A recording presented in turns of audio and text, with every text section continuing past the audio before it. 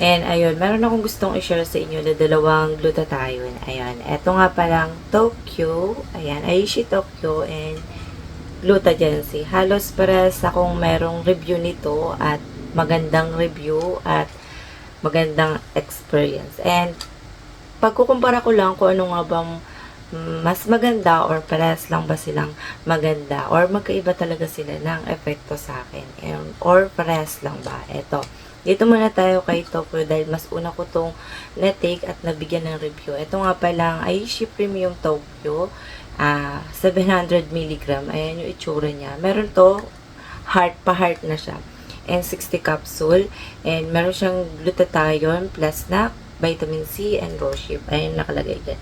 And nandito yung ingredients. Halos magaganda yung ingredients niya. Ilalagay ko yung ingredients. Ayan. And meron yung pinakamataas na ano dito ay L-glutathione preform. Ayan, 400 mg. And nandito naman siya. Ayan. May mga ano naman, mga nakalagay dyan. Ayan. And marami na to naging review. Sobrang daming review. At hanggang ngayon, marami pa rin bumibili. And nabibili nga pala to sa TikTok. 300 plus. Ayun. And yung laman nito ay magpagka-pink. Ito yung itsura niya. Huwag nyo itatapon tong anong to. Ito, huwag nyo itatapon to. Yung iba kasi natatapon nila. Ayan. Imbes bulak, ito yung nakalagay dito. Ayan. And eto, yung resulta ko nga pala dito ay hindi ako nagka-pimples. Yung iba, nakita ko yung mga review nito ay nagkaroon sila ng pimples sa likod, sa face. Yung iba naman ay eto yung naging sagot nila sa pimples nila. Lalo na sobrang dami talaga. Mas naging hiyang sa kanila. And yung effect nito ay hindi naman ako pumayat or nagtakaw. Hindi naman. Medyo may pagka-antok lang to at mabilis ako ditong antokin paggabi ko ito iniinom. And paano nga ba pag inom nito ay 1 to 2 capsule pero pinaka-maximum nito ay 4 capsule. Umaga, dalawa, tsaka gabi. And depende sa'yo kung gusto mo makita yung pinaka-resulta nito. And ayun, and pumuti nga ba ako dito? Yes, pumuti ako dito. Sobrang bilis ang pagkaputi nito sa akin. Siguro after 2 weeks, nakita ko na yung resulta. Tsaka super glow niya sa skin. And nakakatanggal siya ng mga, ano ba yung mga dark spot. Hindi naman sobra nakakapagpalight. Kahit na nag-skincare ka, mas nakakatulong na mag-take ka ng katulad ng glutathione. Ayan. And ayun lang yung na-experience ko rito. Hindi ako nagkaroon ng pimples, mas super glow ako, nagputi ako. Ayun, hindi naman ako inacid. And mas importante, kung mas apat na capsule yung iinumin mo, mas higit pa sa 8 glasses yung pag-inom mo ng tubig. And mas okay rin na partneran siya ng vitamin C. Ako hindi na ako nagpa-partner sa vitamin C dahil nga kadalasan nagsisikmura ako kahit nagte-take ako ng ganito. Pero nung eto lang, di ako sinisikmura. And mas okay, empty stomach pagka iinumin ng umaga. Kung hindi mo naman kaya, kung talagang sinisikmura ka, with, after 1 hour, bago mo ito inuman, pagkatapos mo kumain. And dito naman tayo kay Glutagency. Ayan. 60 capsule naman to, and 500 mg naman to. And meron na tong fake na nakikita ko na may nakalagay dito, beta ba yun? Ayun. Basta ayun, meron ng fake nito.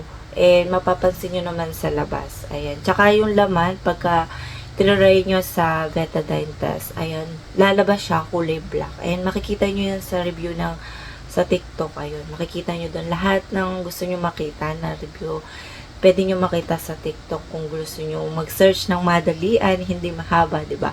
And ako, dun lang din ako nagtitingin ng review ng gusto ko talagang mas maraming review. And ito, yung expiration nito, mas mahalagang titignan nyo yung expiration dalawang to.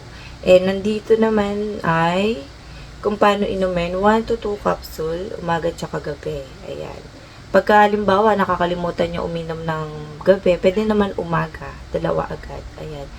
Eh, nakalagay rito yung, yung ingredients. Ilan lang naman yung ingredients nito.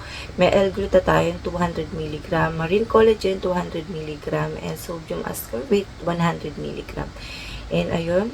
And, sa pwedeng uminom nito ay nakalagay dito ay magkapag-consult mo na sa doktor kung mayroong preggy ka or lactating or kaya meron kang condition na nagtitake ka ng medicine. Mas importante kahit din dito sa Tokyo, gano'n. Lahat naman ng glutathione or kaya collagen, magpa-consult mo na sa doktor bago mo na mag-take ng ganito, lalo na may mga condition na maintenance. Ayun.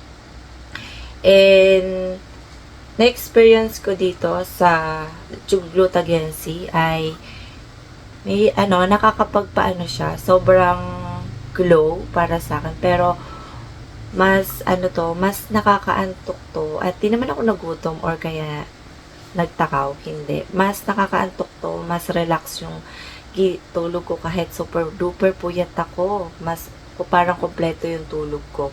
And hindi naman ako sinikmura dito or tinigyawat. Mas super glow. I mean, madaling makaputi talaga siya. And after 2 weeks, nakita ko yung resulta niya. Yung kulay nito, kulay puti yung na capsule nito. Mga ganito, ganon. Ayun. And tawag dito, pwede nyo rin siya partneran ng glutathione, collagen, and vitamin C, pwedeng ganon. And ayun yung naging experience ko dito. Ano nga bang mas maganda sa dalawang to? And masasabi ko, magkaiba sila ng ganda. Hindi ko sila masasabing hindi maganda. Halos magkaiba sila ng ganda. Mas iba yung effect nila. May pagkakahawig dahil nga glow at mabilis makaputi. Depende na lang sa iinom. Kasi yung iba, hindi daw naging hiyang, hindi daw. Halimbawa, gusto mo magpaputi, tas morena ka.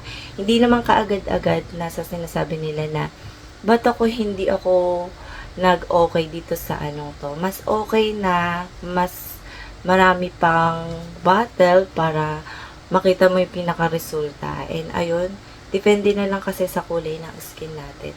And ayun lang yung masasabi ko dito sa dalawang to.